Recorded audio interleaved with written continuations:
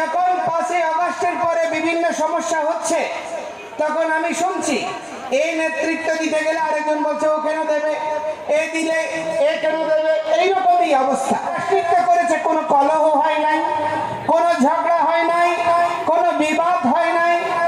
আর 300 যখন কৃষ্ণ মাছ রাসলিখতে অন্তর্হিত হয়েছেন, অদৃশ্য হয়ে গিয়েছেন, 300 কোটি গোপীরা শুধু কেঁদেছে একজনের জন্য। কার জন্য? শ্রীমতী রাধারানীর জন্য।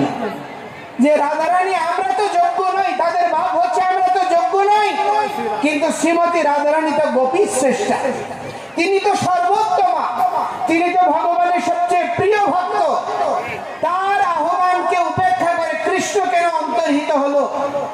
সমস্ত গোপীরা চেয়েছে কৃষ্ণ যেন অন্তত রাধারানীকে তার সাহচর্য এবং সেবা সুখ প্রদান করে। কিন্তু দুর্ভাগ্য হিন্দু জাতি, এই রাস উৎসব প্রতি বছর করছি, 50 বছর 100 বছর ধরে রাস উৎসব হচ্ছে, এই শিক্ষা এই মনোবৃত্তি আমাদের হৃদয় কন্দরে ঢুকে নাই। ঢুকেছে? এই যখন 5ই আগস্টের পরে বিভিন্ন সমস্যা হচ্ছে তখন আমি শুনছি এই নেতৃত্ব দিতে গেলে আরেকজন বলছে ও কেন দেবে, এ দিলে এ কেন দেবে, এইরকমই অবস্থা। এই পরিস্থিতির পরিবর্তন দরকার। কিভাবে পরিবর্তন হবে?